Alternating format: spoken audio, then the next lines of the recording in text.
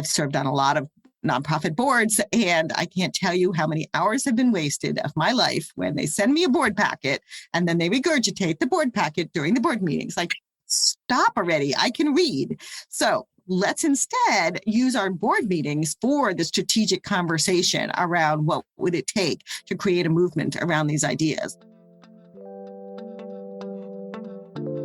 3, 2, 1. Welcome to the Campfire Circle. I'm your host, Tanya Bhattacharya, and I empower purpose-driven women in building influential personal brands that drive change and raise revenue. We all talk about getting a seat at the table, but why though? Who wants to sit in a stuffy boardroom anyway? Let's reimagine the ultimate space of leadership as a campfire circle, where we share stories that inspire movements, build brave communities to huddle together with for warmth, and where there is always room. Come sit with us. So we're here with Denise Brousseau, and I am honestly doing my best not to fangirl because when I served as a nonprofit executive director, I read her book, Ready to be a Thought Leader. And honestly, it was that book that gave me the roadmap. It taught me everything I needed to know to step into that role and start creating that ripple effect in my community. And now I get to interview her, which is such a dream. And I mean, what a life, what a life. I can't even. So let me tell you all about her. So after an early career in the technology industry, Denise co-founded the Forum for Women Entrepreneurs, the first trade association for women-led high-growth startups. She was also on the founding team for the first venture capital conference for women entrepreneurs. Those experiences took her from leader to thought leader and set her trajectory for the work she does today, helping others on a similar journey. She is the author of the bestseller I mentioned earlier, Ready to be a Thought Leader, and her thought leadership course on LinkedIn has been viewed by over 250,000 people all around the world. Denise, welcome to the Campfire Circle podcast. Thank you, Tanya. So happy to be here. Yeah, and I'm so happy to have you here.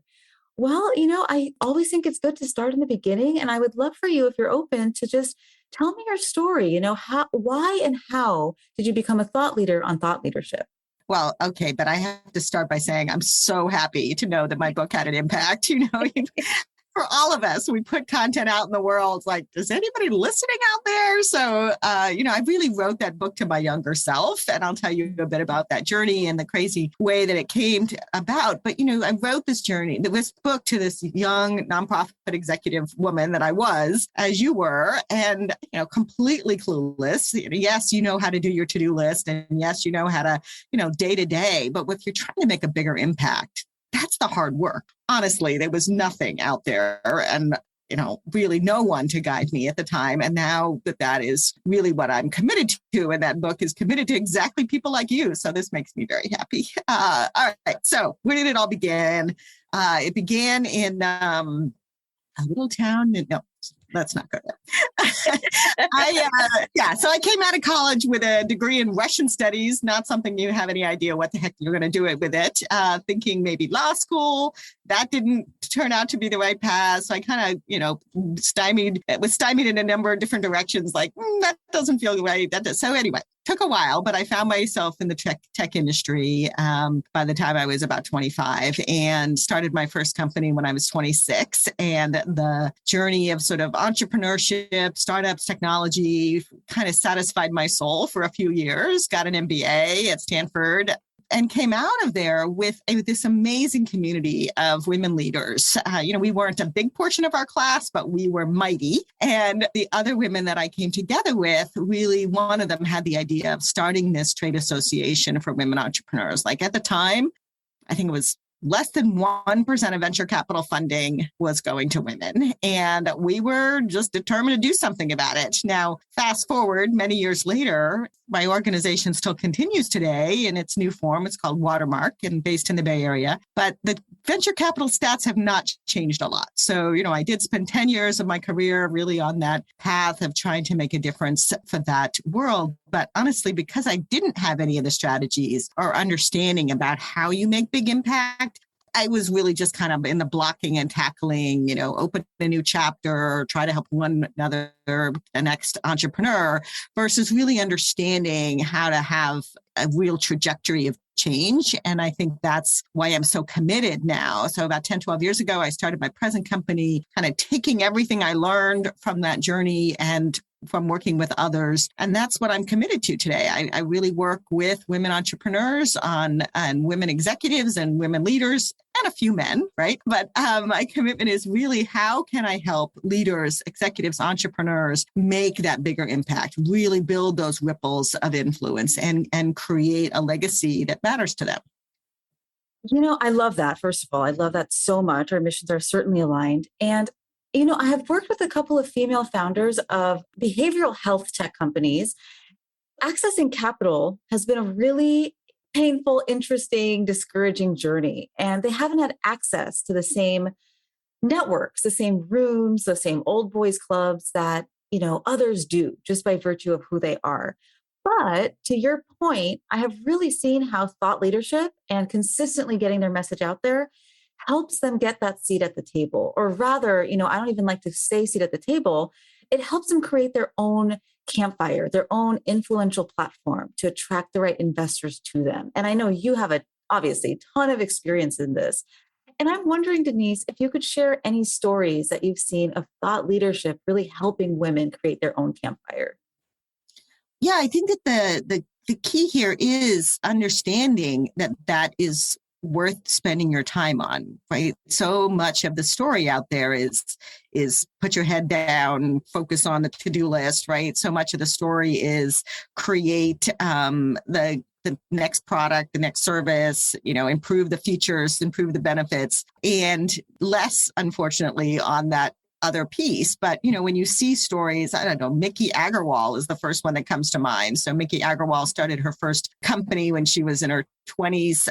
It's a pizza company in New York City, all healthy pizza, but really no idea about how to run a business, but very, very smart and savvy about using her voice and her platform. And within a short time, wrote her first book, which says something like Do Good Shit or something. I can't remember what it's called.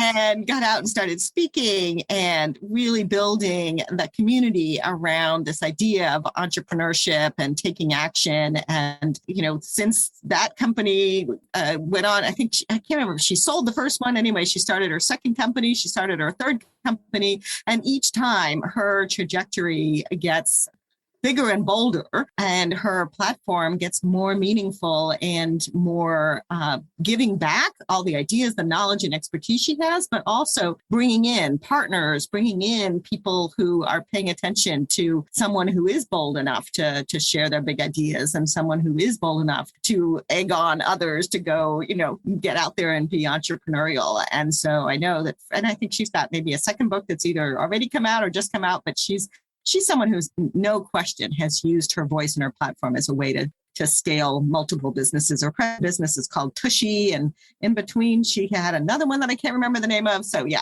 she's really a good story on that.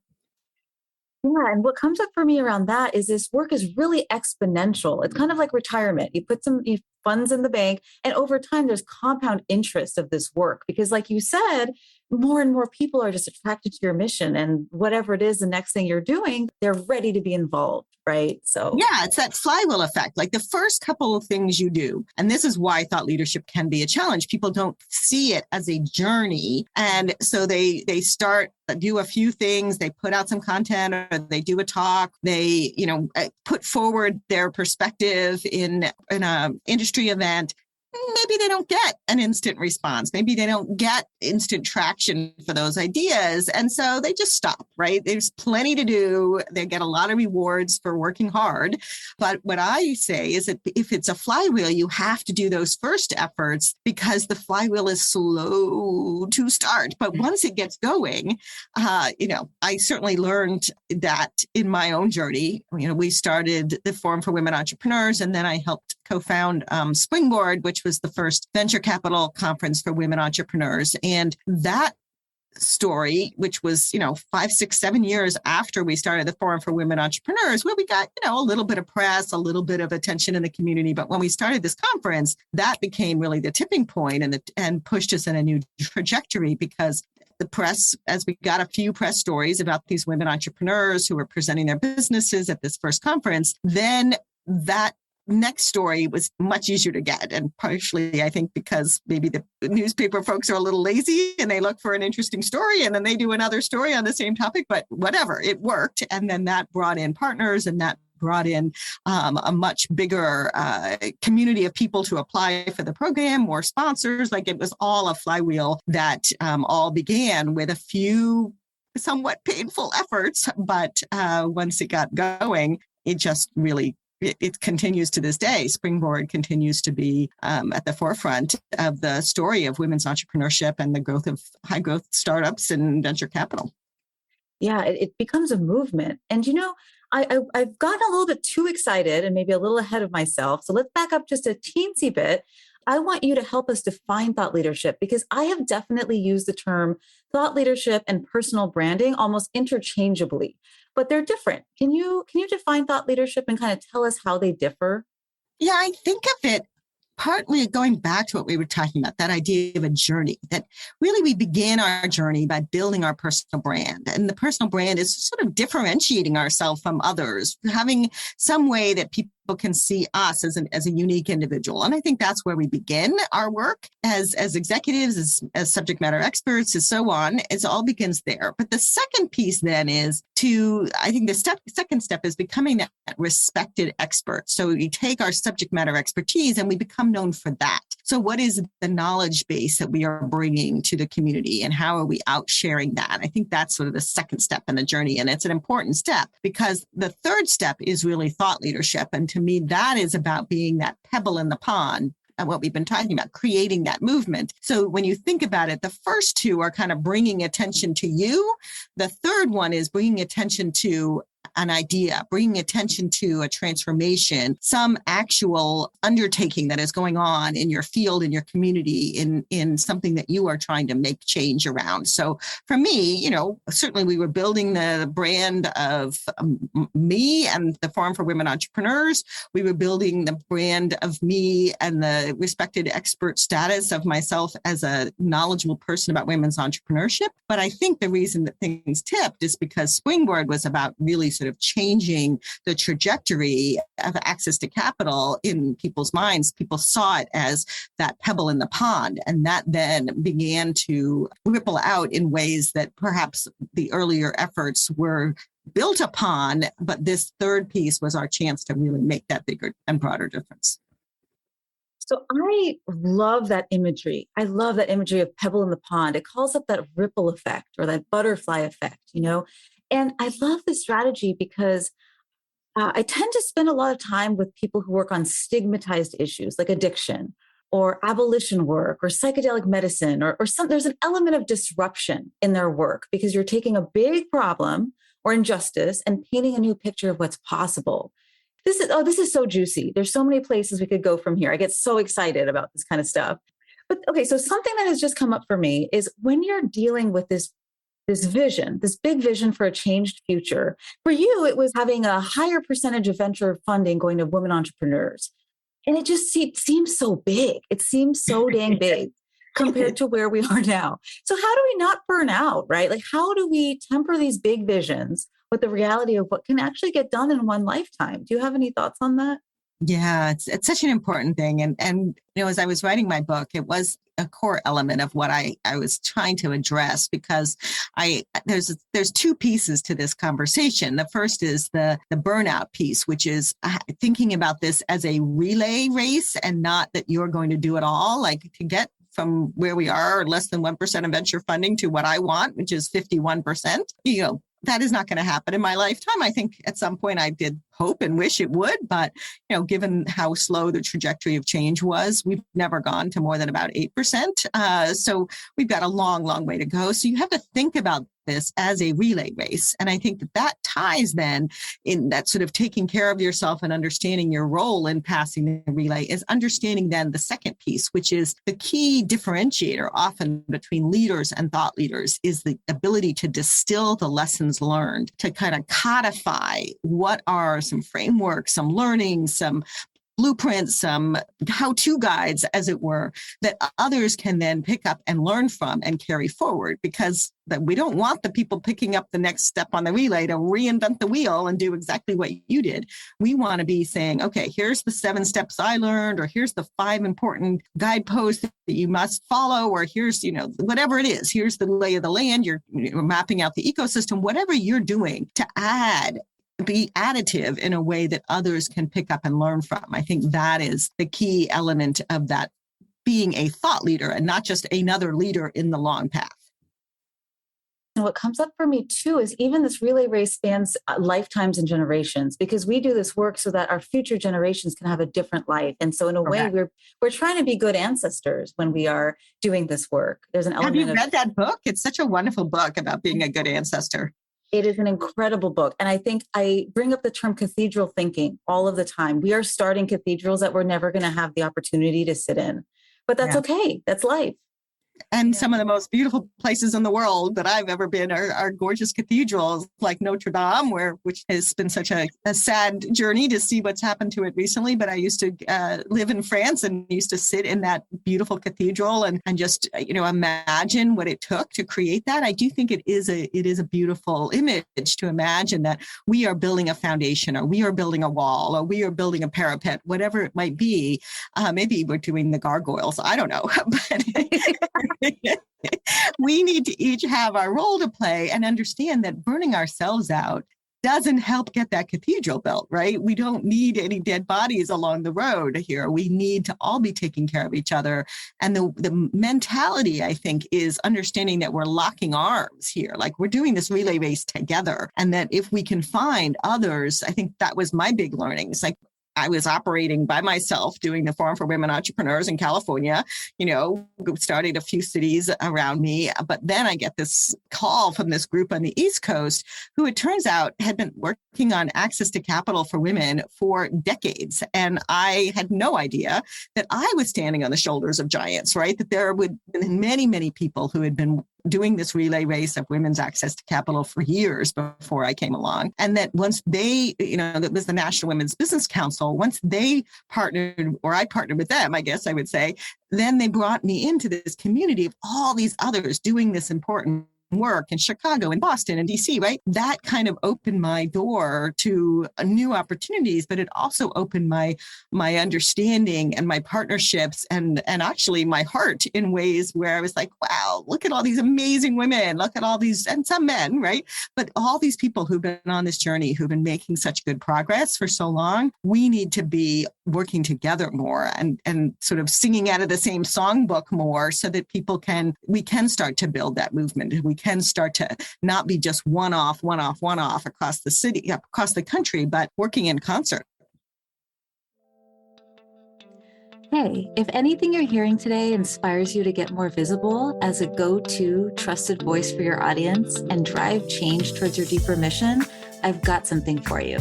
LinkedIn is my favorite place to share my stories and build relationships with my co-conspirators and brand new friends. So I put together a free resource with 14 prompts to create your next post on LinkedIn. Take all the guesswork out of what to say and just start building your impact and influence. Be sure to tag me in your post so I can come by, cheer you on, and amplify your message. You can find those free prompts in the show notes. Okay, back to the episode.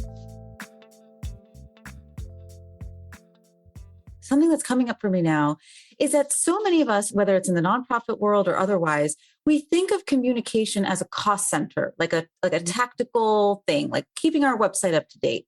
But in actuality, especially for these stigmatized issues that I love and live in, I think communication and thought leadership is the work, because it is the work. It is the work, right? Because it changes hearts and minds, right? In a way that creates openness to usher in change.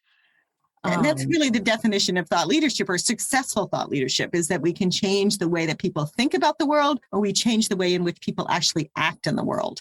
I was a quote from someone I interviewed a couple of years ago, and it's always stuck in my mind as such a powerful model of success, because that's how we know. It's not just writing for the sake of writing. It's not acting for the sake of acting or for looking big.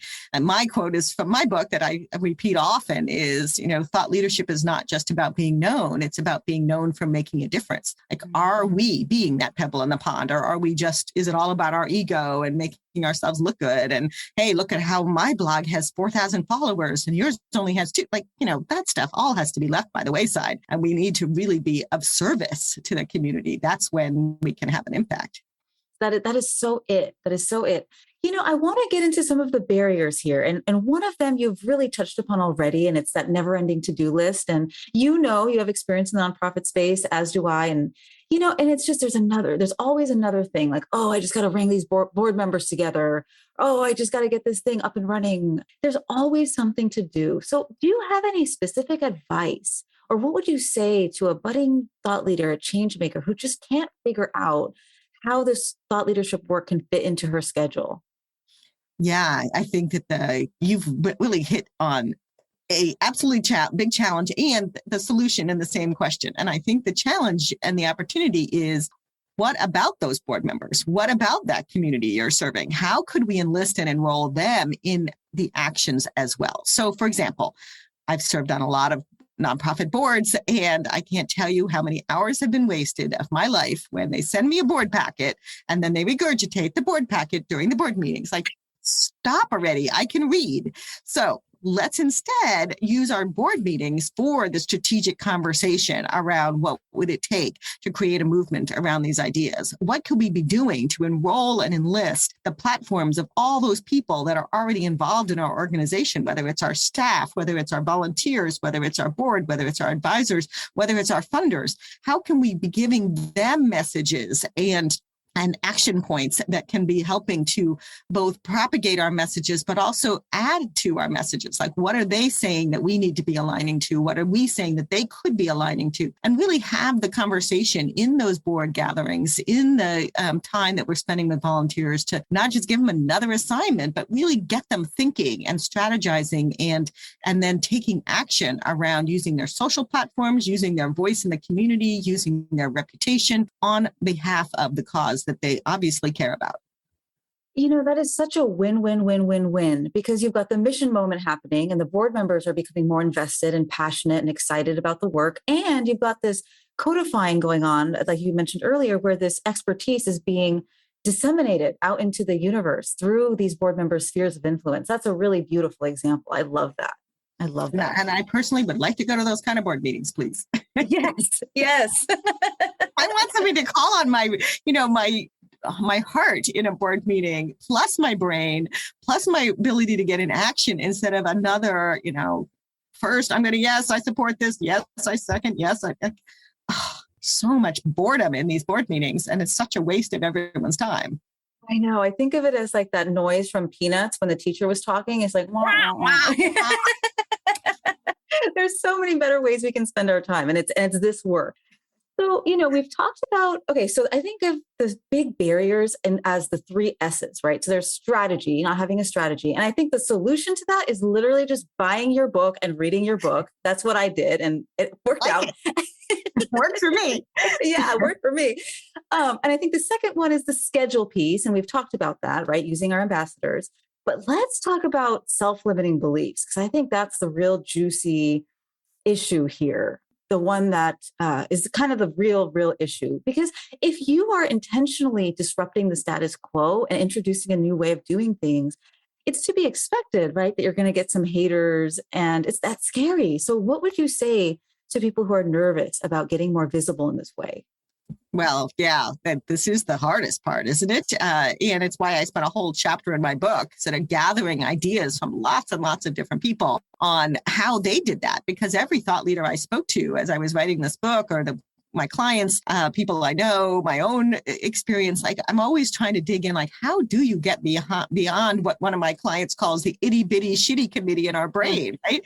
There's that very loud voice in there that is saying, who are you to be the one? And, what do you know anyway? And nobody's going to listen to you. Or worrying about the naysayers, worrying about that the potential attacks. I think all of that is the hardest part of this journey. And I think there's a couple of things that I've seen over and over again that have worked. One of them is absolutely about finding that bigger story, tying ourselves to the bigger story, like kind of getting out of our own way about the small stuff by realizing how much work there really is to be done. And that, you may not make the biggest difference in the world, but you got to do your small part. I think that can really help for some people. I think another is absolutely finding the buddy, the coach, the mastermind, the advisor, somebody who's going to be somebody you can pick up the phone and go, everything's terrible, and doing your own kind of piece. I think that for me, I was very fortunate that my co-founder was also the board chair for 10 years while I was CEO. And, she was always that ally and that strategist and that kind listening ear when things were not going so well. So that I think is hugely helpful. And then I think the third thing is some little tricks that I learned from others. So one of the ones that I talk about, you may remember from the book, is Chip Conley, who's written, 4 or 5, 6 books now, and is someone that I truly admire. He says that the way he started writing and consistently writing was that he would get up at the crack of dawn, because he said that his brain was awake, but his inner voice was quiet at that hour. Mm-hmm. And I've always found that those kind of little tricks, like for me, I started using that. And I get up in the morning and I don't do anything but feed the cat, brush my teeth and sit down to start writing, because there's just no voices yet. There's none of the outside voices coming into my head. I just sit down and start writing. And I think that we have to find those tricks that work for us. We have to find the ways in which to clear the outside voices. And then finally, we need allies. So let's say somebody attacks you. Let's say somebody comes at you in an online setting, or it's happened to me in in-person meetings as well. Having other allies in the room, having other allies who follow you, who will come in as well. That you can fight back, but it's all the better when you can get someone else either in the room or online to be the one saying, shut this down. You are attacking someone who's doing a lot of good. Here's the positive. We don't need this anymore. So I think that there is models for using allies in all kinds of settings that can be helpful. That makes a lot of sense. That makes a ton of sense. What works for you, Tanya? Well, somebody once told me that if you don't have any haters, like you're not doing it right. Absolutely. Nobody's paying attention if there isn't someone who's unhappy. Well, that's right. And especially for this particular work, because again, it's that there's that level of disruption. We're trying to create a different world. And so, and people don't like change. People are afraid of change. And so if everything's hunky-dory all the time, like maybe you're not sticking your neck out quite enough. Yeah. And so maybe you're advocating that go get a few more this year. And I think that there's nothing wrong with having people who disagree with us. Somebody that I think I put in a book talked about how that really those complaints are actually recommendations in disguise. So if there's something that they're complaining about, can we find the kernel of an idea in there of things that we might change, improve, add ideas of ways in which to change things up a bit so that people can hear us? A lot of it is being able to welcome some ideas that are foreign to us and then inviting them to do the same. Yeah. No, I mean, that's right. That's it.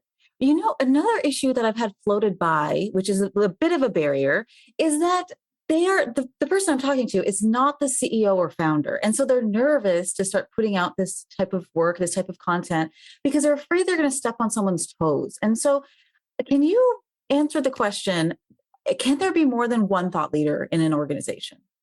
Yeah, in fact, I think the best CEOs are the ones who are recognizing that their voice only plays in certain communities, and that the best thing they can be doing is leveraging those other people within their company and organization whose voice might be heard by a different community, have a different set of connections. They're going to now be welcomed into the conversation because they are inviting, whether it's their technology person to be out talking to the technologist, whether it's the person who's the fundraiser who has a completely different community. I think everybody, at all levels in an organization and all levels in a company, they have their own platform, and we need to be leveraging all of that.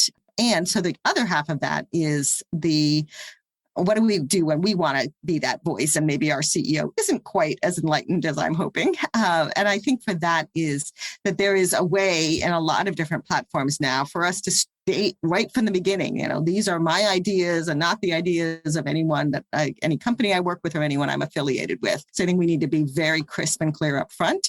Secondly, I've seen clients of mine who have agreed upon platforms that they're allowed to play on and others that they're not. So financial services is probably the hardest, but I've certainly seen this in the utility industry and others where, these kind of public forums, anything related to financial, anything can be construed as advice and will get you into all kinds of regulatory hot water. But if you're talking about women's leadership or you're talking about some technology transformation that's happening in the world, you're not going to run into the kinds of issues. So you do need to find what the guideposts are. You need to find the platforms where it's less threatening to your organization. And finally, you need to absolutely start by stating, this is me, this is my voice, these are my ideas. Mm-hmm. Great points. Great points. And I would think that LinkedIn would probably be one of those platforms. That would be a great place to be. Most of the time, yes. Most of the time. Some people find Medium is even better, but I find LinkedIn is my place to play. Your playground. Absolutely. So, when I think of thought leadership, I oftentimes think of writing. But what about folks who they're just not into writing? Maybe they have other talents. Are there other options to get started with thought leadership other than writing? So many, which is such a wonderful thing. I think we do get stuck in thinking, I got to go write a book. It's like, no, unfortunately, there's not. So, for example, I have a person who I know well, who I love. She does a 1 minute, sometimes they're a little longer, but she does a 1 minute video once a week that she sends out to her community that's really establishing her thought leadership. I've certainly had other people who are speakers. I have one client right now who is extremely good on stage. And what I try to do is then take her content and repurpose it into written pieces because that's not her medium, but she's so articulate. She's got very thoughtful frameworks behind her talks. I can take and see what she's saying from running, I have her record it and do the transcripts and then help turn it into content for her. So I think that video is a great way. Speaking is another. And then I think the third that we often overlook is being the convener. So when we think about how you create a movement, right, you've got to bring people together. And it doesn't necessarily mean people who we never see. It could be people that are in that same realm that we are playing in, getting them all to the table, getting them all to agree on those messages, all to agree on some shared action. That's when real change can happen. So if we think about the major movements, women's right to vote, how many times did those women come together for over many years in order to strategize, in order to identify the leaders who were going to do X, Y, or Z? I think any movement, it takes convening. So being the convener, the person who sets the agenda, the person who invites the right people to the table, who guides the conversation, that's a hugely important role in thought leadership.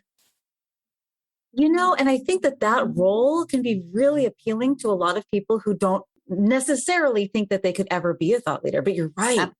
That whether it's hosting a summit, having a book club, starting a flash mob. I mean, that's a joke, but maybe. Flash mob idea. Let's do a flash mob about one of your favorite causes. That works for me. I'm in. Just tell me where to show up and I'll show up. Heck, I want you up on there. I want you out there doing that. Totally. Jazz hands and everything.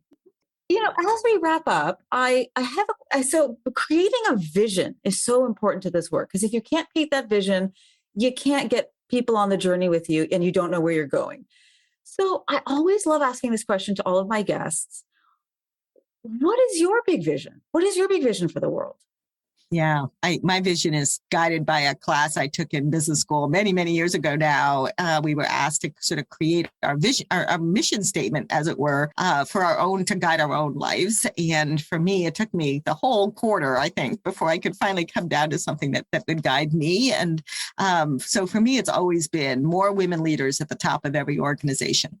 And when I think about making choices, how can I do more of that? And it's whether it's as women entrepreneurs, women as executives, women as leaders in their community, that my vision is that I believe the world will be a better place if we have more women leaders at the table as electeds, all of the different things. So every piece of work, whether my nonprofit or my for-profit, has always been guided by that vision of more, and by the way, more diverse women, right? And that's been really transformative over the last few years to understand that this conversation is much bigger even than just women. I want women of color. I want people of all kinds of backgrounds, but I want more women out there.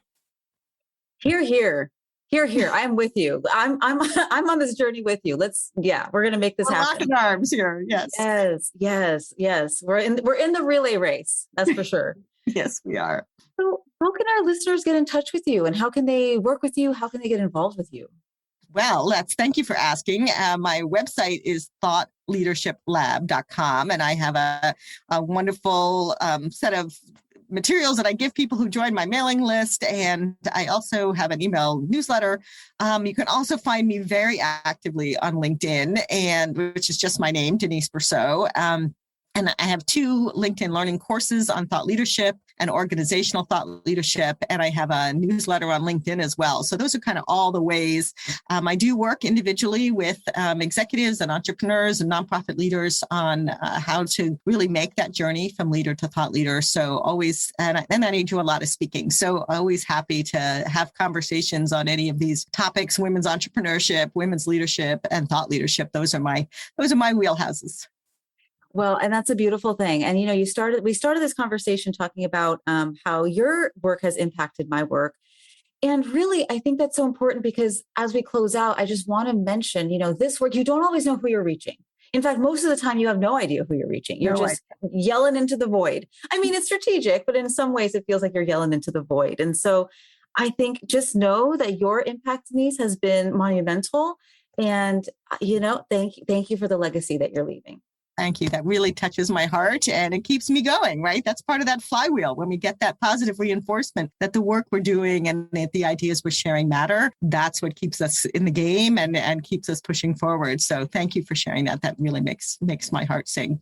So good. Thank you. Thank you for being here, Denise. Thank you for having me. Great conversation.